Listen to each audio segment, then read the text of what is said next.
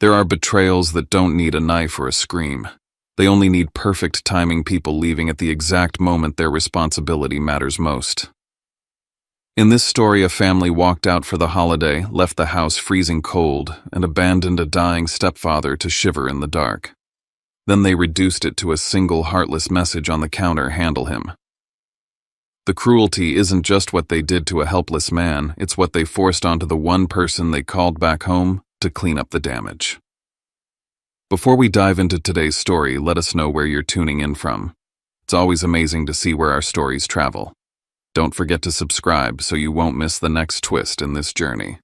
Now I'd like you to listen to his confession. 3 days before Christmas, my apartment felt quieter than usual. Not the peaceful kind of quiet, the earned kind, but the kind that settles in when everything outside is moving too fast. Deadlines were stacked on top of each other at the agency, end-of-year campaigns bleeding into one another, clients suddenly remembering things they should have approved weeks ago. I'd been living off bad takeout and colder coffee than I cared to admit. A mug sat untouched on my desk, the surface film already broken, the heat long gone. Still, for the first time in my life, the silence belonged to me. East Nashville had become that rare thing I never had growing up, space that didn't ask anything of me. No one needing a favor. No one assuming my time was available just because I existed. I paid my own rent. I controlled my own schedule. I could work late or shut the laptop at 6 and no one had a claim on either choice. That kind of freedom doesn't announce itself loudly. It settles in slowly, almost shyly, and once you notice it, you protect it instinctively. My phone buzzed on the desk. I didn't look at it right away. I already knew who it was. When I finally glanced down, the screen confirmed it: 7 missed calls from my mother. No voicemail, just persistence. The kind that says, "This isn't casual." I leaned back in my chair and exhaled through my nose. This was the time of year she always resurfaced with urgency. Christmas had a way of turning unspoken expectations into obligations. I'd learned that pattern early. Every December, my independence seemed to reset in her mind like it expired with the calendar. I told myself I'd call her back after finishing one more paragraph, then another. Then the phone buzzed again, lighting up the room. I stared at it for a full 10 seconds before answering. "Are you avoiding me?" My mother Celeste said, her voice already carrying that familiar blend of sweetness and disappointment. "I've been working," I said. Which was true, just not the whole truth. "Well, I've been calling," she replied lightly. I was starting to worry. She didn't ask how I was. She never did when there was a reason for the call. "What's going on?" I asked. A brief pause. I could hear movement on her end dishes, maybe. Normal sounds meant to signal nothing was wrong. So she said, easing into it, "What are your plans for Christmas this year? Your birthday's right there too. We need to know what you're doing." There it was. The annual inventory of my availability. "I'm planning to come by on Christmas Day," I said carefully. "Like always. Drop off gifts, stay for a bit. I've got work deadlines and some other plans, but I'll be there." I chose every word on purpose. She hummed, non-committal. "Okay." That was it. No pushback, no sigh, no guilt trip. It was so unlike her that it made my stomach tighten. "Well," she added, "this year's a little different anyway." I waited. "We've got something special planned," she said. "Just make sure you come by Christmas morning, like you always do. Don't worry about anything else." She said it as if it were reassurance, but she didn't ask if I was free. Didn't ask if that timing worked. She said, "Make sure and not would you mind." When the call ended, I stared at the darkened screen in my hand. The quiet returned heavier than before. For most people, that kind of calm would have felt like relief. For me, it felt like preparation, because I knew my family. And silence from my mother was never the absence of expectation. It was the sound of a plan already in motion. That evening, Nashville looked like it was trying to convince everyone things were fine. The streets were lined with lights. Storefronts glowed warm through their windows. Couples hurried past carrying bags and wreaths wrapped in scarves and routines. Holiday music spilled out of cars, stopped at red lights. It was all meant to soften people, make them generous, make them overlook things they shouldn't. I drove home from the office with my jaw tight, replaying my mother's tone over and over. That easy confidence. The way she'd ended the conversation as if it were settled. My phone rang again. This time I answered immediately. She was smiling when the FaceTime connected. Too cheerful. The kind of smile that arrives with news already decided. "We've been talking," she said. "Your father and I, and Kendra and Miles." My grip on the steering wheel tightened, and I asked. "We're going to Hawaii," she said, bright. "From Christmas through New Year's. A cruise. It'll be good for everyone." I waited for the rest of the sentence. It didn't come. "So who's staying with the boys?" I asked. She blinked, genuinely surprised by the question. "You are." The word landed clean and final. "That's not happening," I said, keeping my voice level. I never agreed to that. She laughed softly as if I'd made a joke. "Riven, you're single. You don't have kids. This will be good experience for you." I felt something cold move through my chest. "You're calling that a gift?" I asked. "Of course," she said. "Your birthday's right there. What better present than responsibility?" There it was, the reframing. Turning obligation into gratitude. Turning my personal life into an open schedule. "I have work," I said. "Deadlines, friends. A life that doesn't include being a full-time babysitter for a week." She waved a hand. "The tickets are already booked. They're non-refundable." I stared at the road, at the red brake lights stretching ahead of me. "So you planned all of this without asking me," I said. "And now you're telling me because you assume I'll say yes." "Well," she said, her tone shifting. "What kind of person would say no?" There it was. The second lock. "This isn't about being a good person," I said. "It's about basic respect. If you want help, you ask. And you accept the answer." "The boys are excited," she pressed. "They've been talking about you non-stop. You love them. You wouldn't let them down." That was the third lock, the one that always worked. I pictured Bennett trying to act older than he was. Jace bouncing off the walls. Theo falling asleep against my shoulder during movie nights. I did love them. That was never the question. Which was exactly why this was working the way she intended. "I'm not doing it," I said. "If you want to go find someone else, or change the plan." Her voice sharpened instantly. "You're being selfish." "No," I said. "I'm being clear. You're ruining Christmas for everyone. If everyone's happiness depends on me giving up a week of my life without consent." I said then that happiness was never real. She didn't respond right away. When she did, her voice was suddenly calm again. Controlled. "Let me have your father talk to you," she said. "He'll explain it better." The call ended. I sat in my car for a long moment after the engine idling, holiday music still playing softly in the background.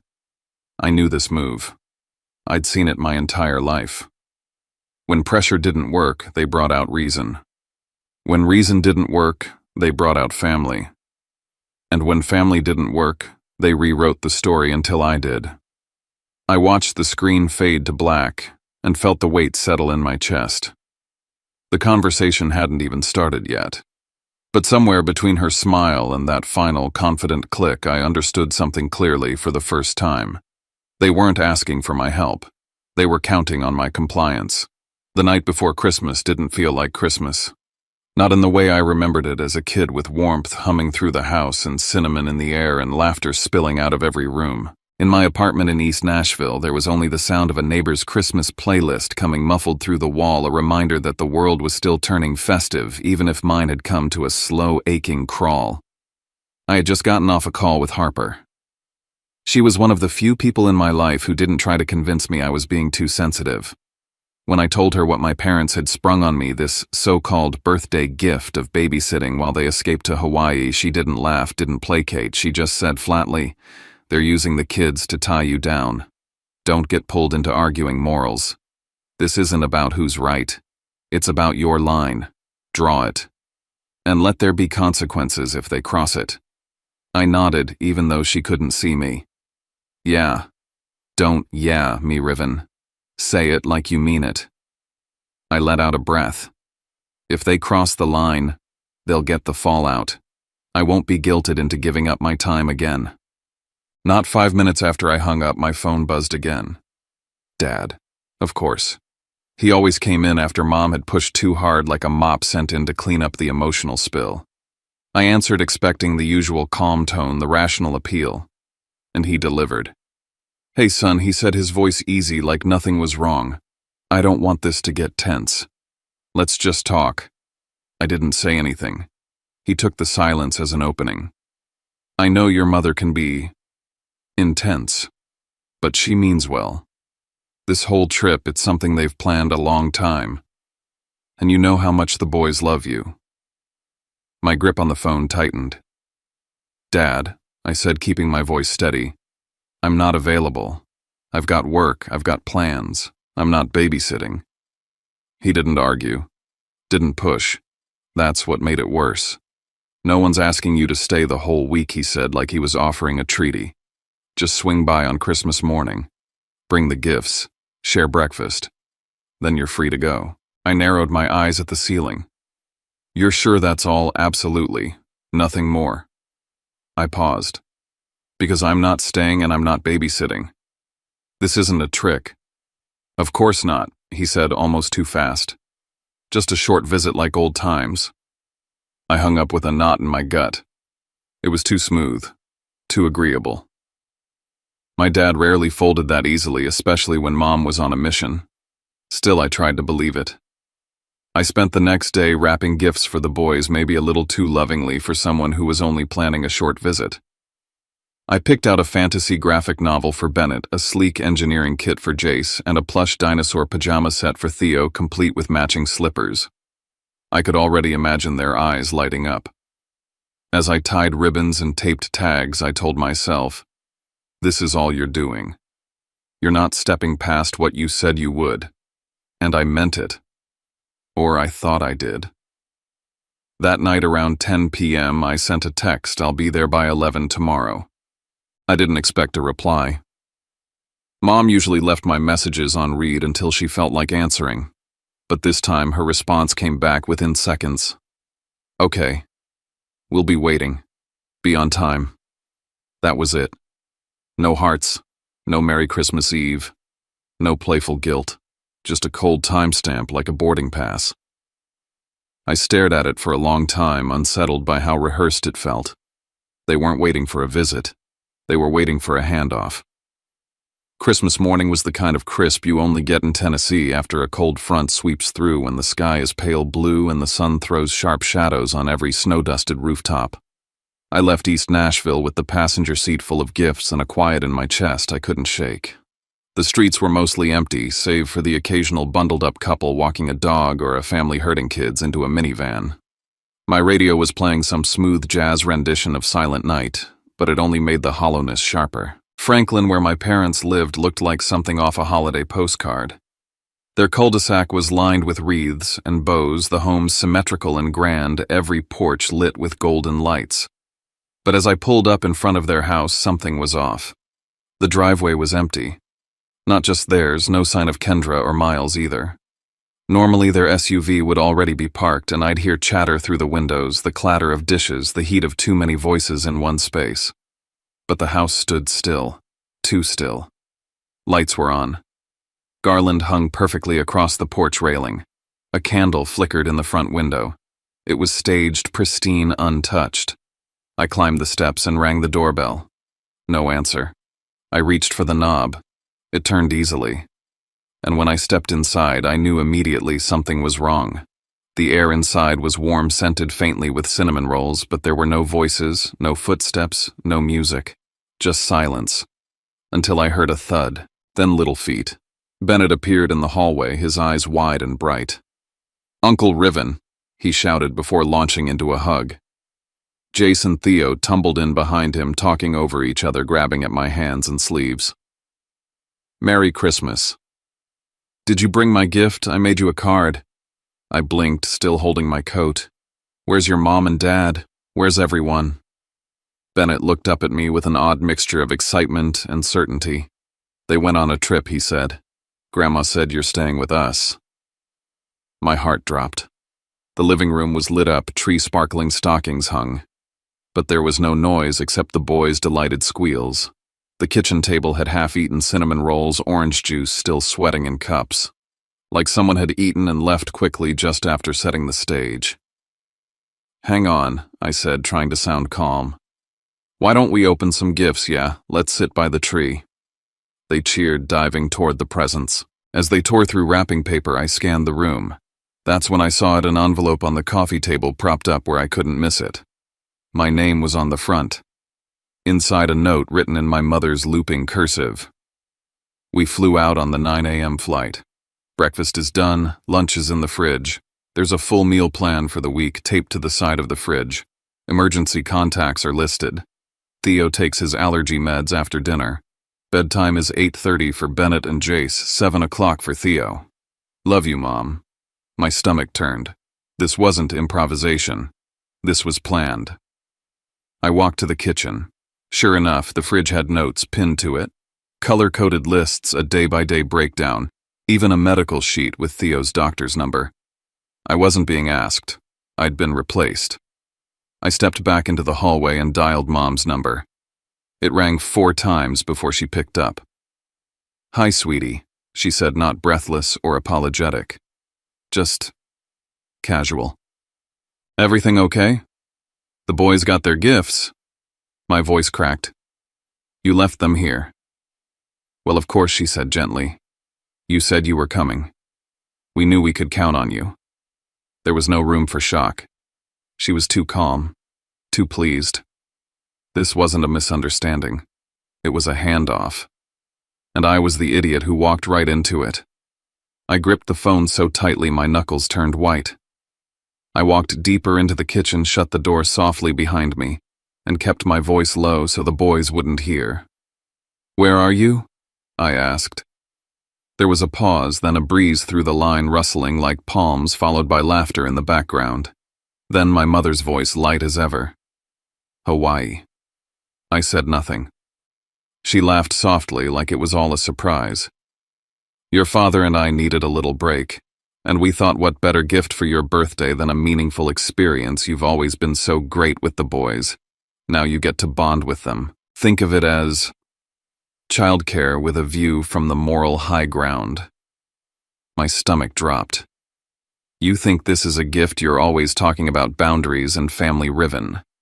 Well, now you have a chance to step up. Show the boys what that really looks like. You didn't even ask me. You would have said no, she said lightly. You've been so distant, closed off lately. No, I said flatly. I've been clear. I could hear the ocean. I could almost see them there. Drinks in hand, guiltless, as if this were normal. I'll ask you again, I said. Who is the legal guardian currently present in this house with 3 minors? You're there. I closed my eyes. I'm here for breakfast, like we agreed. I never consented to stay. You left the country. Oh, come on. You love them. You'd never leave them. You're too responsible. And there it was. The card they always played. Not duty, not trust, but guilt, sugar-coated with love. Manipulation dressed up like flattery. I won't abandon them, I said quietly. But I won't carry your responsibility either. If you and Dad don't return by tonight, I'm reporting this. I will not play pretend for you. She was quiet for a second. Then her voice dropped into something more composed. I knew you'd say that, she said. You're still a good man. Even after everything. That last line sounded almost smug. They had banked on my predictability, on my unwillingness to cause a scene. They counted on my heart to keep me stuck. But not this time. I walked out of the kitchen. The boys were tearing into their toys. Bennett was carefully peeling the tape off a box. Theo had one foot stuck in the leg of his new pajamas. Jace was already assembling the tech set like it was a national mission. I sat on the couch, pulled out my phone, and dialed. The 911 operator answered. I gave my name, the address, and a simple summary. I arrived this morning for a family holiday visit. No adults were here, only 3 minors. I found a handwritten note stating my parents were in Hawaii. They never asked or received consent for me to stay. The operator kept her voice calm, but I could hear the pen scratching. They've left the children unsupervised, she asked. Yes. The note includes instructions, emergency contacts, even dietary needs, so clearly this wasn't an accident. I hung up heart hammering, but something inside me settled too. For the first time, I wasn't just reacting. I was doing something that couldn't be spun or softened. I returned to the living room where the boys were now play fighting over wrapping paper. I smiled and crouched beside them. Hey guys. Someone's coming over soon to check that everything's okay. They just want to make sure you're safe. Theo climbed into my lap without hesitation. Are we in trouble? No, buddy, I said. Not at all. 15 minutes later, I saw the squad car pull up. One officer stepped out, then another. Across the street, blinds twitched in the neighbor's window. Suburbia noticed everything, especially when uniforms showed up at a house like this. I met the officers at the door and explained again. I showed the note, the texts, and let them into the house. They nodded along, asked for names and relationships. So you're their uncle, one asked. Did you agree to supervise them? I agreed to come for breakfast, I said. That's it. This wasn't consent. This was entrapment. One officer took photos of the handwritten note, the fridge schedule, the labeled snacks and medications. The other asked me to confirm if I had power of attorney or any guardianship papers. I don't, I said. Nothing official, and none was requested. They called my parents. And that's when the tone shifted. I could hear the voices crackling through the speaker. My mother sounded thrown, like she couldn't quite believe the police were real, like she'd expected I'd fold quietly. Then my father got on the line and his voice came through sharp and clipped. He's overreacting, he said. This is a family matter, the officer replied calmly. It became more than that the moment children were left alone without a designated guardian. My father said something under his breath. The line went dead. I looked out the window again. The sky was clear. Still, but I could feel it. The real storm hadn't even begun. The living room felt like a courtroom. Not officially, of course, but that's what it was. Officers jotting notes, the fridge evidence bagged, the boys restless shifting between innocence and unease. Theo had started sucking his thumb eyes glassy. Jace was full of restless energy, poking at things, building and knocking over. Bennett sat on the floor cross-legged, staring into Space Jaw, set like he was trying not to cry. I got up and moved through the motions. Warm water for Theo, goldfish crackers for Jace. I asked Bennett to help Theo get his new hoodie on. Small actions, soft structure, something to hang on to. The officer in charge asked me to open the fridge again. I pulled open the door, and what I saw made my stomach lurch. Not just labeled meals, but a full itinerary for each kid. Bennett, 30 minutes iPad Max. No screens after 7:30. Theo, reminder, has mild allergy to strawberries. Jace, meds in drawer, 2 left side under vitamins. And then a sticky note. Riven knows all this. Not a question, not a suggestion, a declaration. They were framing this like I'd known all along. My heart started pounding again. I wasn't just being used, I was being written into the story, cast in a role I didn't audition for. Just then, my phone lit up again. Dad. I stepped away, answered. What the hell are you doing? He hissed. You called the cops on your own family. What's wrong with you? I didn't call the cops on my family. I reported child abandonment. You're making a scene. You're embarrassing us. I'm protecting them. You're blowing this out of proportion. You lied. You left the country. You tricked me into being here. Silence. Then, this is insane. No, I said. It's finally sane. I hung up before he could say more. I returned to the officer's hands, steady. Any update, I asked. The officer nodded. We've contacted the parents. At this stage, we're determining if an emergency order needs to be filed or if the guardians can return promptly. He looked at me carefully. Would you be willing to remain on site until a solution is arranged? Yes, I said. But I'm not assuming legal responsibility for them. He nodded. We'll record that. Everything slowed, measured, mechanical, until I found myself standing by the Christmas tree watching the lights blink on and off in a soft, oblivious rhythm. The gifts were half unwrapped. Bits of paper still clung to ribbon. 3 little boys sat in a room that should have been filled with joy, not suspicion. I took a breath. They counted on my guilt, my softness, my need to keep everyone okay, and I wasn't letting that control me anymore. I turned to the officer again. I'll stay, I said. I'll keep them safe, but I'm not cleaning up after this. Outside, I heard the rumble of tires on the driveway. The officers exchanged a look. Looks like they're coming back. I walked to the window. The neighbors were still watching. And as the front door creaked open, I braced for the next chapter, not a reunion, not forgiveness, but a reckoning. By the time I pulled out of their cul-de-sac, the sky had already darkened into that heavy, silent gray that presses down on you before a storm. It wasn't raining yet, but something inside me already felt soaked. The kids were safe now, I told myself. The police had taken my statement. I'd given them every piece of evidence down to the damn note my sister left in Sharpie on the fridge. But there was no victory in it. Only this strange, raw emptiness. My hands were shaking on the wheel all the way back to East Nashville. I got home to my apartment and collapsed on the couch without turning the lights on. My phone buzzed every few minutes, texts, calls, probably my mom, maybe Kendra, or even Miles trying to control the narrative now that it had slipped out of their hands. I didn't answer. I couldn't. I lay there staring at the ceiling, reminding myself that I hadn't done anything wrong. And yet all I felt was guilt's shadow curling itself around my chest. They came back the same night. The police had called them directly, and with enough heat on them now, they couldn't afford to stay in paradise.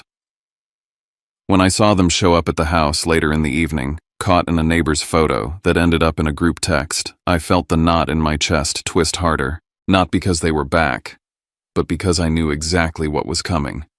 They didn't come back to make it right. They came back to spin it. Outside the house, in front of the patrol car still parked by the curb, my father spoke with practiced ease, arms folded like he had nothing to hide. I'd heard that voice all my life, the one he used when talking to clients, principals, or anyone he needed to manipulate. This was a misunderstanding, he said. We left instructions. Riven was supposed to be there. He's family. I watched from a distance, unseen. I watched him say my name like I was a favor owed, like I wasn't even a person but a tool, something expected to work quietly and without protest. And then Kendra chimed in. Riven doesn't have a family of his own. He's always great with the kids. He was the obvious choice. That did it. I stepped forward not to start a fight but to end one. I kept my voice level and made sure the officer could hear every word. I was never asked, I said. I was never told you were leaving town. I came by to drop off gifts and was ambushed. I never agreed to babysit your kids for a week. They didn't look at me then, not directly. But I saw the flicker in my father's jaw, the way my mother's smile froze at the edges. They hadn't expected me to speak, not in front of authority. When the police left, I knew exactly what would happen. With the heat off and the official warning given, they'd turn on me. And they did the moment the squad car disappeared. You humiliated this family, my father snapped, voice sharp with restrained fury. In front of the whole damn neighborhood, you made a scene. You ruined Christmas, my mom added, her voice catching like she was the victim. Do you know what Bennett asked when we got back? He asked why Uncle Riven hated him. You blew this up because you're petty, Miles said. Because you can't let things go. They thought if they surrounded me with shame I'd fold. I didn't. The moment you left those kids alone, you destroyed Christmas, I said evenly. I didn't ruin anything. I protected them. And before they could weaponize the guilt any further, I turned and walked out the back door. I'd parked at the end of the block on purpose so I wouldn't have to face them again on the porch, wouldn't have to see the kids watching through the window. I didn't say goodbye to the adults. I did kneel down briefly to hug Theo and squeeze Bennett's shoulder. I told Jace he'd do great at his spelling bee. I left fast so I wouldn't cry. That night my phone kept buzzing again, but this time with Facebook notifications. My mother had posted. It was vague as I knew it would be. A long post about disappointments, people who forget the meaning of family, and a generation so wrapped up in individualism that they forget their responsibilities. No names. But enough breadcrumbs to let everyone guess who she meant. The comments came in like flies to a carcass. So sad, especially around the holidays. Family is everything. Shame to see someone turn their back on their own blood. I took screenshots of everything. This wasn't just deflection, it was a calculated smear campaign. They couldn't control what happened with the police, but they could try to control public opinion. And they were good at it. I called Harper. She didn't even say hello, just answered with a quiet, "You okay?" "I'm fine," I lied. "No, you're not," she said. "But you will be. Listen, if you don't speak up, they win by default." I didn't want to. I was tired. I was drained. But she was right. So I wrote a post of my own. I didn't name names either, but I laid out the facts calmly, clearly, like someone finally drawing the boundaries of their own name. I said I was invited over for Christmas morning. I said I walked into a house with 3 minor children and no adults present. I said I later received a call from Hawaii where I was informed that my gift as a single man was a week of unpaid, unplanned babysitting. I said I called the police not out of spite, but because those kids deserved a legal guardian and I wasn't one. And then I ended it simply: I didn't abandon children. I refused to be abandoned for them.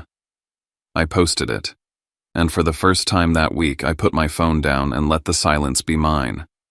The response was more than I expected.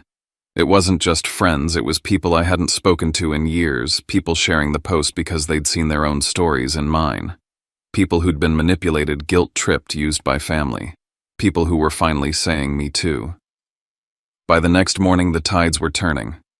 That's when my mom posted a follow-up, short, apologetic in tone laced with words like miscommunication and grateful for the reminder of boundaries. I didn't believe it for a second. A few minutes later, I got a message from my grandmother. "They're not sorry, Riven," she wrote. "They're scared." That was when it really hit me. They weren't backing down. They were regrouping. And if I thought this was the end, I was wrong. The email came on a Tuesday.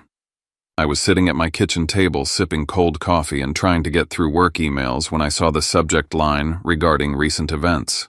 It was from my father. I stared at it for a long time before opening it. I already knew it wouldn't be an apology.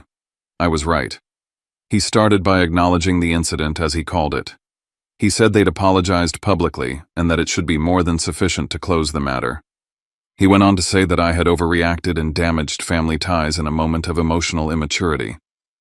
The final paragraph was the real dagger. "Until you're ready to own your part in this, we believe it's best that you refrain from attending family gatherings going forward. We hope time will bring perspective." I didn't reply.